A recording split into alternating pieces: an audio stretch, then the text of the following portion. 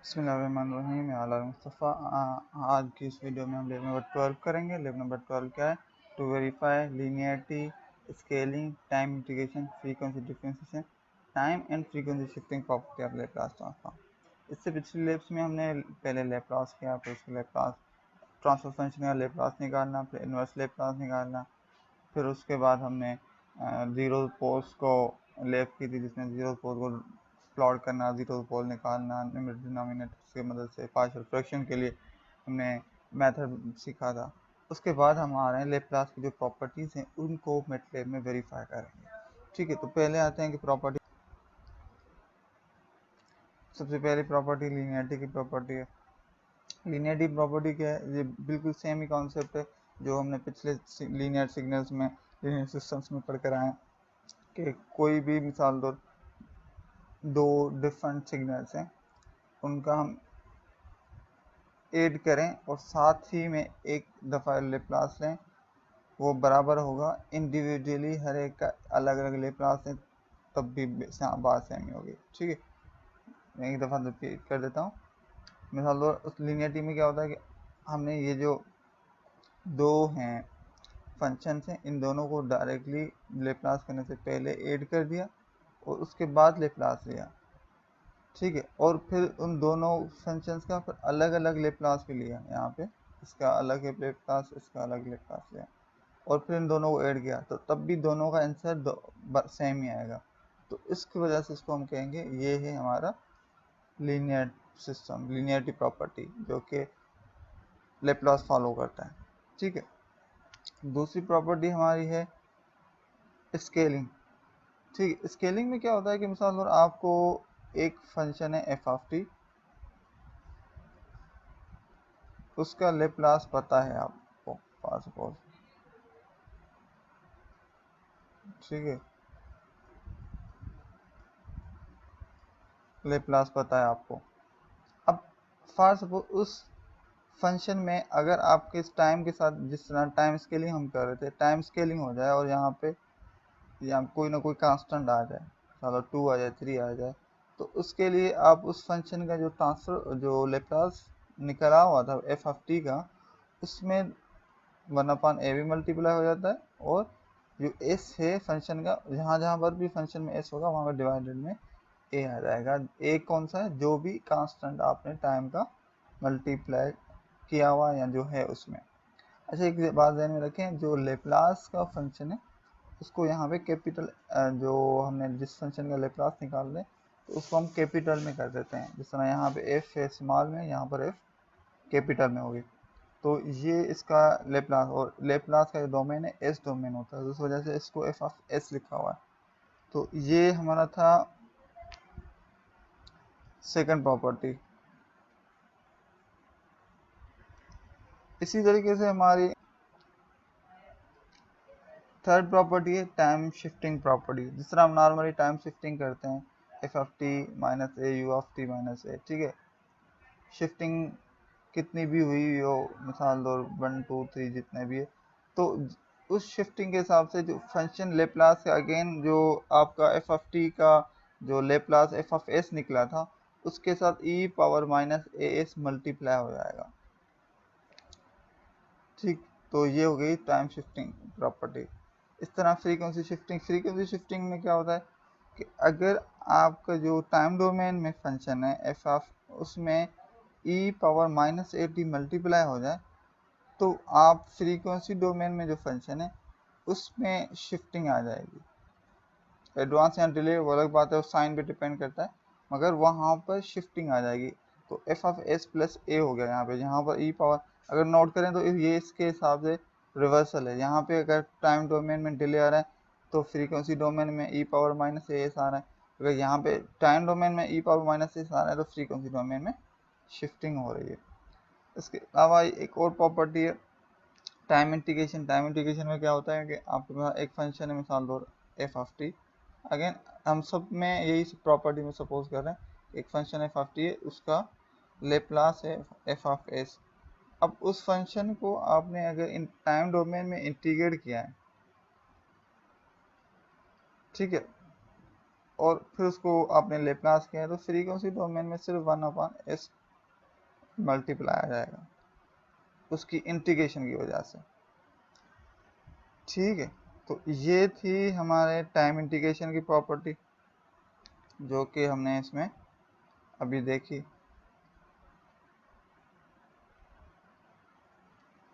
Frequency differentiation की एक property है ये। अच्छा, ये प्रॉपर्टी जितनी भी है ना, ये हमें एक्चुअली में प्रॉब्लम सॉल्व करते हैं जब उस टाइम बड़ी हेल्पफुल होती हैं कि इस तरह की कंडीशन आ जाए तो हम किस तरह उनको फ्रीक्वेंसी डोमेन में या टाइम डोमेन में चेंजेस करनी है या किस तरह करना है, उन प्रॉपर्टीज की मदद से करते हैं। ठीक है, जो आपने थ्योरी में देखा होगा, अभी जितने आप प्रॉब्लम कर रहे होंगे तो उसमें आपको समझ में आएगा। तो मेटलेब हमारा एक बड़ा हेल्पफुल टूल है इसको इस तरह के समझने में। अच्छा, तो इस प्रॉपर्टी में क्या होता है, मिसाल लो एक अगेन वही एफ ऑफ टी है, उसका जो frequency domain F F Laplace निकाला। अब उस टाइम डोमेन में जो फंक्शन है उसके साथ सिर्फ टी मल्टीप्लाई हो जाता है। जब वो टी मल्टीप्लाई हो जाता है तो वो जो आपके पास फ्रीक्वेंसी डोमेन में उसका जो फंक्शन था एफ ऑफ, उसका डेरिवेटिव हो जाता है, नेगेटिव डिफरेंशिएशन हो जाती है, माइनस डी एफ, जो उसकी डेरिवेशन करके माइनस साइन मल्टीप्लाई कर दो। ये है फ्रीक्वेंसी डिफरेंशिएशन, क्योंकि नाम से ही जाहिर है कि ये फ्रीक्वेंसी डोमेन में इसकी डिफरेंशिएशन हो रही है, टाइम डोमेन में सिर्फ टी मल्टीप्लाई हो रहा है, तो इस वजह से इसका नाम है फ्रीक्वेंसी डिफरेंशिएशन। तो ये जो हमारी थी सारी प्रॉपर्टीज, अब इन प्रॉपर्टीज को हमें मैटलैब के थ्रू वेरीफाई करना है कि ये आया कि ये किस तरह काम मीन्स ये वैलिड। वेरीफाई का मतलब है कि जितना भी है इनको हमें एग्जांपल्स लेके, कोई भी डिफरेंट फंक्शंस का हम अपनी मर्जी से एग्जांपल्स लेंगे, फिर इस मेथड को अप्लाई करेंगे, देखेंगे कि हाँ दोनों का आंसर सेम आ रहा है भी या नहीं। ठीक है, तो ये है मेथड। तो सबसे पहले स्टार्ट करते हैं लीनियरिटी से। लीनियरिटी में हमारा जो हमने क्या किया, ये लीनियरिटी प्रॉपर्टी आपके ऊपर ये यहाँ पे लिखी हुई है। अब इस लीनियरिटी प्रॉपर्टी में दो फंक्शंस हैं, तो पहले दो फंक्शन यहाँ पे t सपोज किए गए हैं, इसमें कोई और भी ले सकते हैं, मिसाल पर आप एक्सपोनेंशियल ले लें या कोई भी फंक्शन, जो भी इतने सारे हमने फंक्शन पढ़े इनमें से कोई भी आप ले सकते हैं उस फंक्शन में। अच्छा, इसके साथ ये जो मल्टीप्लाई है वेट, जो जिसको हम वेटेड कहते हैं या कोएफिशिएंट कह लें, तो उसका हमें 1/2 रखा है, ये भी आप अपनी मर्जी से कोई भी रख सकते हैं। ठीक है, ये सपोज किया। अब इस बुनियाद पे हमने इसको वेरीफाई करना है। अगेन वही मेटलेब में तीन चीज़ें हैं जो बड़ी याद रख लेनी है कि CLC clear all close all, ठीक है वो हो गया। अच्छा, इसमें हम कर रहे हैं सैम्पलिक कमांड यूज़ कर रहे हैं। तो सैम्पलिक में हमने क्या किया, हमने पिछले लेसन में पढ़ कर आए, सैम्पलिक टूल यूज़ करने के लिए हमें क्या करना पड़ता है, पहले जिन वेरिएबल्स में सैम्पलिक रूल अप्लाई करना, तो उनको SYMS लिख के वो वेरिएबल्स यहाँ लिखने हैं आर्ग्यूमेंट्स, तो वो हमने यहाँ पे लिख दिया। ठीक है, A1 और A2 इसको भी हमने मेटलैब में सेव कर दिया A1 और A2 वेरिएबल में। फिर F1 और F2 is equal to T, ये जो है ना FT और F1T F2T, ये जो है ना इसको भी हमने एंटर कर दिया। ठीक है, अब इसको हमने क्या किया है, क्योंकि यहाँ पर ये जो प्रॉपर्टी में आपने नोट किया है कि फंक्शन के साथ ये a मल्टीप्लाइड है, इसके साथ भी ये a मल्टीप्लाइड है, फिर इन दोनों को ऐड किया हुआ है, फिर इनका लेप्लास लिया हुआ है। तो हम क्या करेंगे, पहले हर फंक्शन के साथ उसका कोएफिशिएंट मल्टीप्लाई करेंगे। तो पहले इस फंक्शन के साथ इसका कोएफिशिएंट मल्टीप्लाई करवाया, तो इसको ft1 के नाम से सेव करवा दिया। ठीक, और इसका लेप्लास ले लिया जिसको fs1 में सेव करवा दिया। ठीक है, फिर इसी तरीके से ये जो दूसरा फंक्शन है उसके साथ उसका कोएफिशिएंट मल्टीप्लाई करवाया, उसको ft2 में सेव कराया और उसी के लेप्लास भी ले लिया fs2। अब आपने नोट किया होगा कि हमारे पास इन दोनों फंक्शन के साथ इनके कोएफिशिएंट्स भी मल्टीप्लाई हो गए और इनके इंडिविजुअली लेप्लास भी आ गए हमारे पास, एक ये fs1 और fs2। ठीक है, अब प्रॉपर्टी के मुताबिक पहले हम क्या करना है, इनके जो टाइम डोमेन में, अच्छा ये हो गया हमारा। अब हमने क्या किया, दोनों के लेप्लास जो फंक्शन है इंडिविजुअली हमने निकाले, उनको ऐड कर दिया, जिसको fs1 के नाम से हमने सेव कर दिया, जो कि ये मिसाल लो ft1 का लेप्लास fs1 निकला, ft2 का लेप्लास fs2 निकला, इन दोनों के साथ हमने इनको ऐड भी कर दिया, जो कि यहाँ पर आप लोगों ने यहाँ पर हो गया। ठीक है, अब क्या किया हुआ है, अब इन दोनों फंक्शंस को जो हमने इंडिविजुअली लिए थे, इनको टाइम डोमेन में मतलब लेप्लास करने से पहले ऐड किया है। ये हमारा लेप्लास करने से पहले का ऐड हुआ है, ठीक है। फिर उसका कंबाइनली एक दफ़ा लेप्लास लिया है। अब ये चेक करना है हमें मेटलेब में रन करके, क्या दोनों के रिजल्ट सेम आई या नहीं आई। तो चलो चेक करते हैं। तो इसी ही कोड को मैं यूज़ करता हूँ और इसको हम सेव करते हैं, ठीक है। लेट सेव किससे करेंगे हम,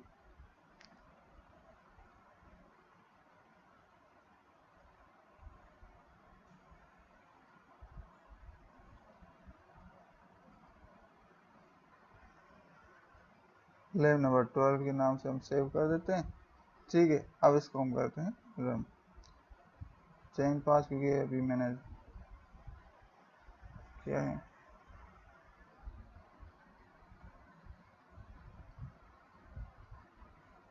अच्छा, ये हमारे पास अभी रिजल्ट आ गया यहाँ पर, ये fs1 fs2। अच्छा, ये है Laplace of the sum of first and second time domain functions.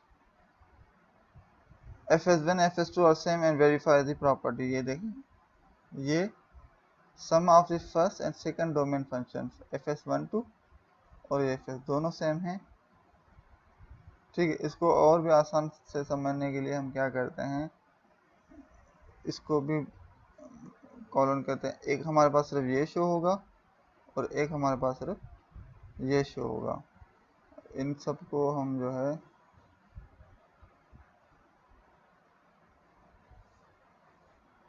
एक ये शो होगा और एक हमारे पास ये शो होगा, ताकि थोड़ा सा आसानी हो जाए।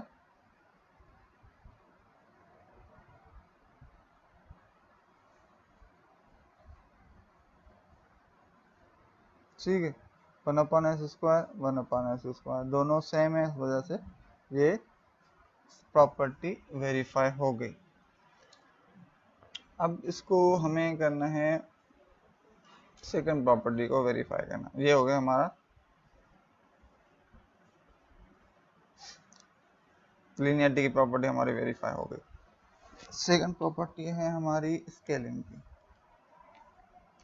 स्केलिंग की प्रॉपर्टी क्या है, अगेन थोड़ा सा उसको अगेन दोबारा रिव्यू। जो टाइम डोमेन में टाइम के साथ जो स्केलिंग होती है वो फ्रीक्वेंसी डोमेन में 1/a/s/a के से वो यहाँ पर डिफरेंट होती है, मतलब उसमें 1/a और f/s/a ऐड हो जाता है।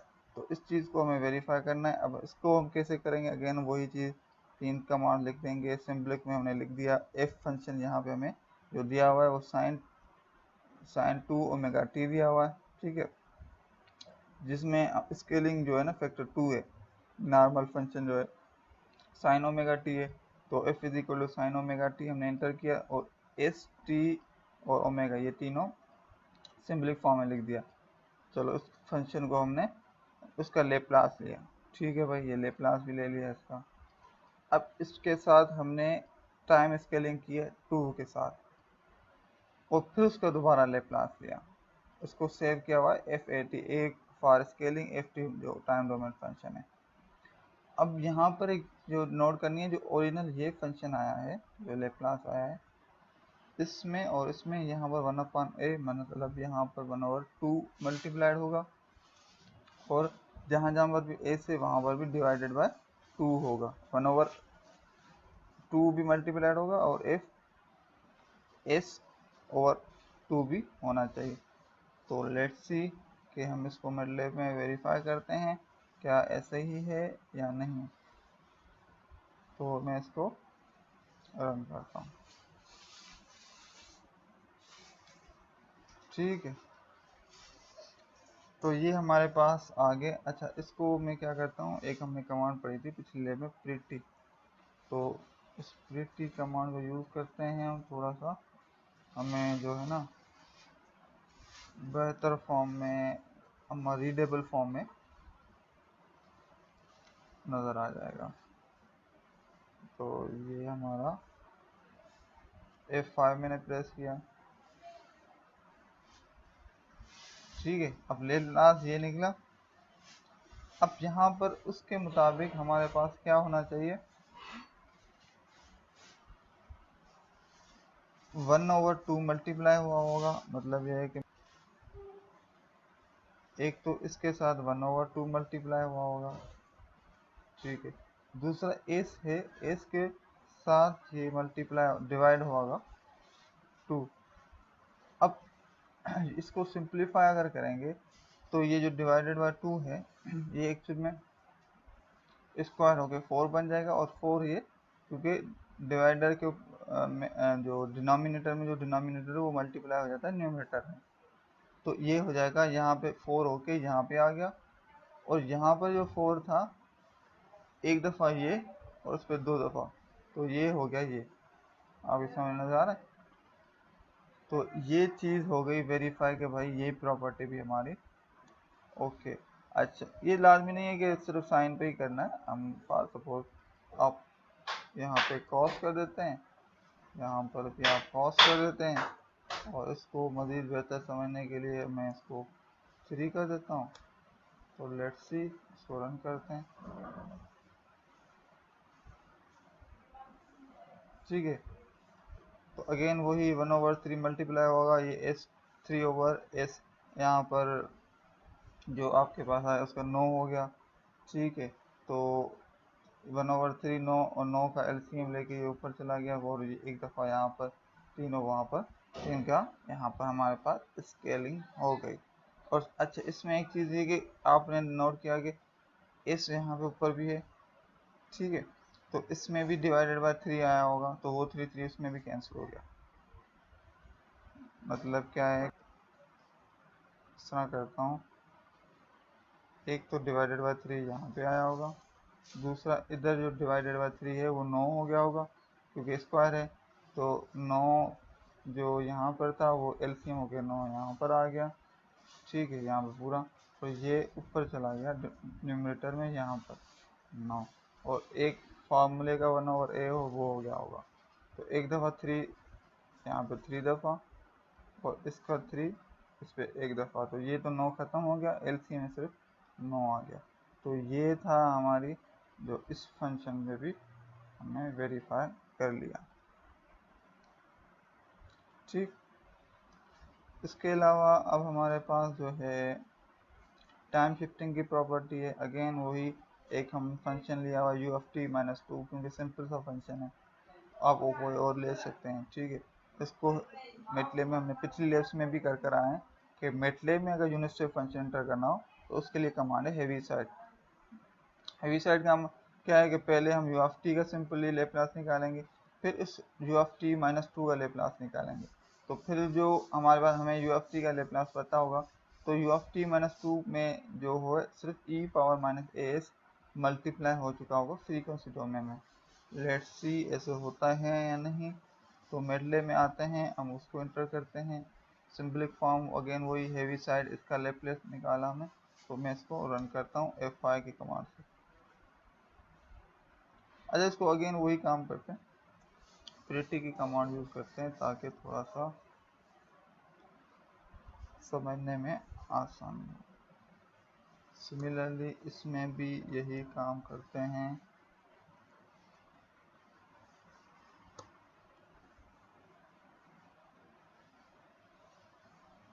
ठीक है। अब ये देखो u(t) का लेप्लास क्या होता है 1/s, ठीक है। अब उसमें आपने u(t-2) मतलब 2 का डिले कर दिया, तो फार्मूले के हिसाब से टाइम डोमेन में e⁻as मल्टीप्लाई हो जाता है, e⁻2as, a क्या है यहाँ पे 2 है, s जो उसका फार्मूले का, तो वो मल्टीप्लाई हो जाता है। अब इसके साथ e⁻as मल्टीप्लाई हो जाएगा, क्योंकि मेटलेब e को एक्सपोनेंशियल करके लिखता है, तो एक्सपोनेंशियल -2 मतलब a, और s ये आ गया डिवाइडेड बाय a1s, ठीक है। तो इसका मतलब है हमारी फ्रीक्वेंसी की ये प्रॉपर्टी भी होगी वेरीफाई। इसके अलावा भी कर सकते हैं, मिसाल तौर मैं आपको यहाँ पर कहूँ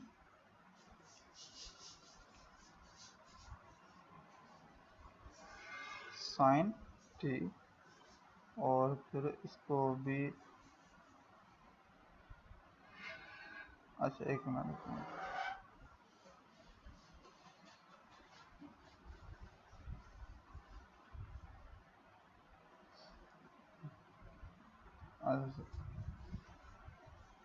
अच्छा ये जो इसमें जो है ना, क्या कहते हैं, इसका फेज ले लिया, इसका होगा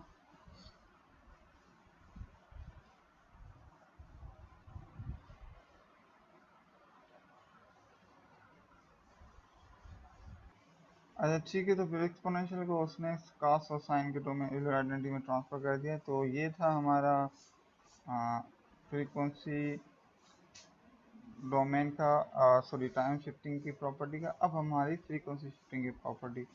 अगेन उस शिफ्टिंग में क्या होता है कि हम एक्सपोनेंशियल जो है हमारा टाइम डोमेन में आ जाता है, तो वो फ्रीक्वेंसी डोमेन में डिले नज़र आना चाहिए। उसके लिए क्या करते हैं, अगेन वही एक फंक्शन लिया 1/s, इसका इन्वर्स लिया जो कि यू ऑफ टी आना चाहिए, जो कि हमने अभी देखा था।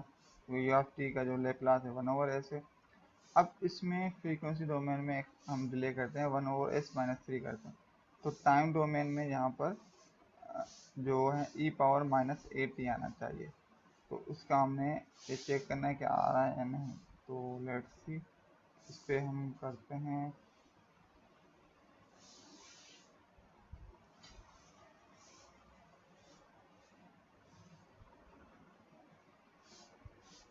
ठीक है, तो यू ऑफ टी का मतलब है कि हमारे पास 1 आ गया, 1/s का लेप्लास।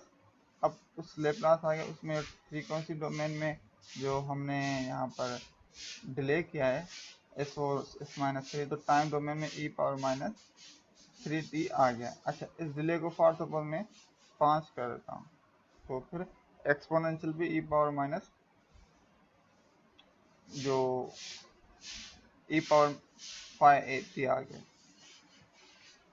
ठीक है, माइनस का डिपेंड करता है, अगर ये -5 है तो वहाँ पे प्लस है, अगर यहाँ पे प्लस है तो वहाँ पर माइनस आएगा। तो ये साइन का चक्कर उस पर डिपेंड करता है कि आप किस तरह यूज़ करते हैं। तो ये हमारा हो गया प्रॉपर्टी फ्रीक्वेंसी शिफ्टिंग की प्रॉपर्टी। ठीक है, अब हमारी नेक्स्ट प्रॉपर्टी है टाइम इंटीग्रेशन की। टाइम इंटीग्रेशन का मतलब क्या है कि एक फंक्शन है, उसका F of T time domain में फंक्शन है, उसका अगर फ्रीक्वेंसी डोमेन में लेप्लास एफ ऑफ एस है, अगर टाइम डोमेन में वो फंक्शन इंटीग्रेट होता है तो फ्रीक्वेंसी डोमेन में सिर्फ 1/s ऐड हो जाता है। मिड डे में इसको हमने किस तरह किया है, हमने एक फंक्शन लिया है टी क्यू। ठीक है, ये सपोज फंक्शन क्या है, आप अपनी मर्जी से कोई भी ले सकते हैं।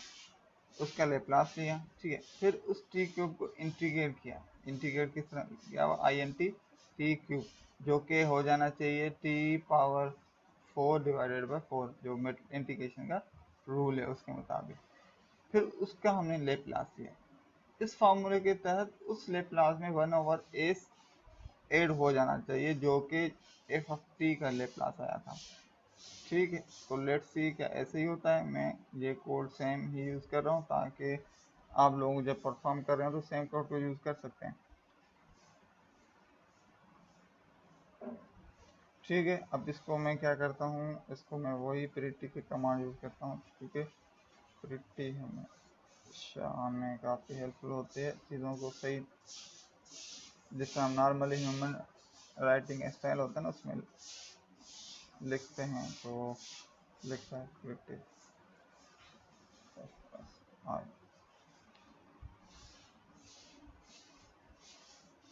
ठीक है।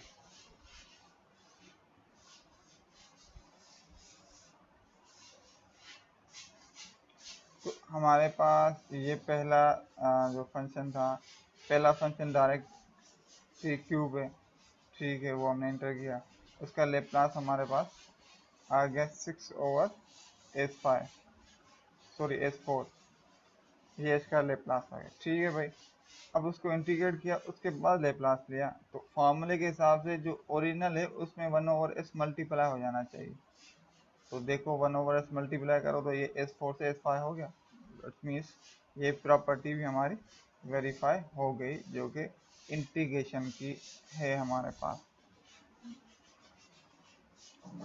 अब हमारी जो प्रॉपर्टी है वो है फ्रीक्वेंसी डिफरेंशिएशन।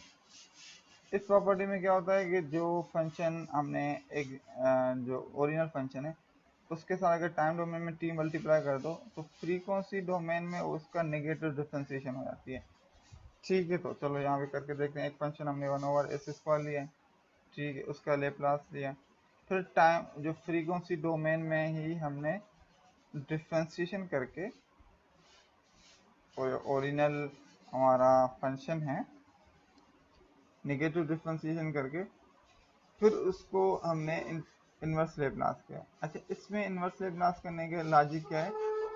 मिसाल ओरिजिनल आपका 1/s² फंक्शन है, उसको मैंने इन्वर्स लेप्लास लिया, टाइम डोमेन में कुछ ना कुछ फंक्शन आ गया। मिसाल के तौर पे एक फंक्शन आ गया, मैं कह देता हूँ कि y² मिसाल है, तो 1/s² का, इसमें ये इसका अलग होगा, y² नहीं है। अब उसका इन्वर्स लेप्लास है। अब मैंने इसी कोई फ्रीक्वेंसी डोमेन में इसकी नेगेटिव डिफ्रेंशिएशन कर दी।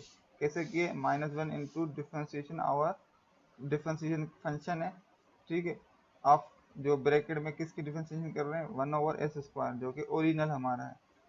फिर इसका लेप्लास लिया, तो लॉजिक के मुताबिक जो ओरिजिनल फंक्शन, इसकी जब हमने इन्वर्स लेप्लास लिया था, जो भी फंक्शन आया था उसके साथ, अब जब इसका डिफ्रेंशिएशन करके हम कर रहे हैं तो उसके साथ t आ जाना चाहिए। तो लेट्स सी कि ऐसे होता है या नहीं। तो मैं इसको यहाँ पे रन करता हूँ।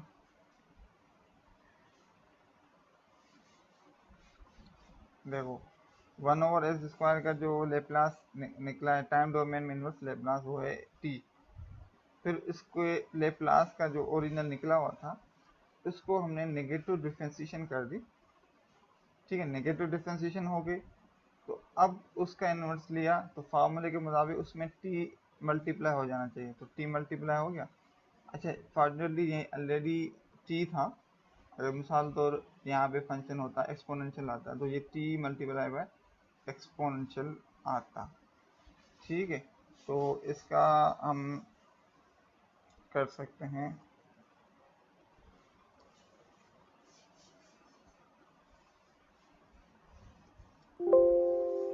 अच्छा ठीक है, हमें मल्टीप्लाई नहीं कर,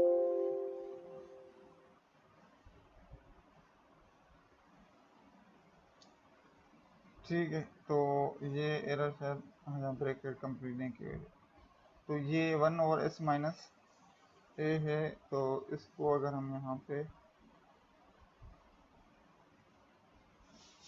लिखते हैं और इसी के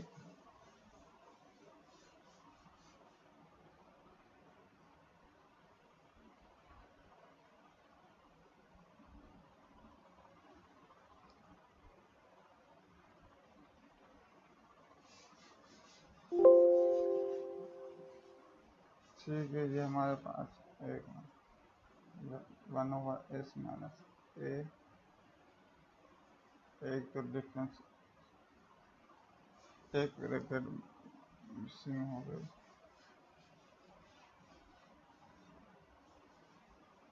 ठीक है। अब 1/s - 1 का जो आता है इनवर्स लेप्लास, वो है एक्सपोनेंशियल t। अब इसी का हमने क्या किया, डिफ्रेंशिएशन किए और इसी को मल्टीप्लाई बाय 1 भी कर दिया, ठीक है। मल्टीप्लाई बाय 1 भी हो गया। अभी उसका ही हमने लेप्लास ले लिया। फॉर्मूले के हिसाब से एक्सपोनेंशियल के साथ t मल्टीप्लाई हो जाना चाहिए, तो ये देखो हो गया। तो ये हमारा था फ्रीक्वेंसी डिफ्रेंशिएशन की प्रॉपर्टी। अच्छा, अब इन सारे प्रॉपर्टीज को यूज करते हुए ये जो फंक्शंस हमने वहाँ पे दिए हुए हैं, अब यहाँ पर आपको डिफरेंट फंक्शन दिए हुए हैं, यही कोड है। आप इस कोड से यहाँ अपनी लॉजिक भी लगा सकते हैं। इस कोड की मदद से आप जो ये प्रॉपर्टीज वेरीफाई करेंगे, ये आपका लैब टास्क है, ठीक है। इससे रिलेटेड जो भी आपकी क्यूरीज हो, आप मुझसे पूछ सकते हैं इंटरेक्टिव सेशन में, व्हाट्सएप ग्रुप के थ्रू या ईमेल के through. Okay, thank you very much.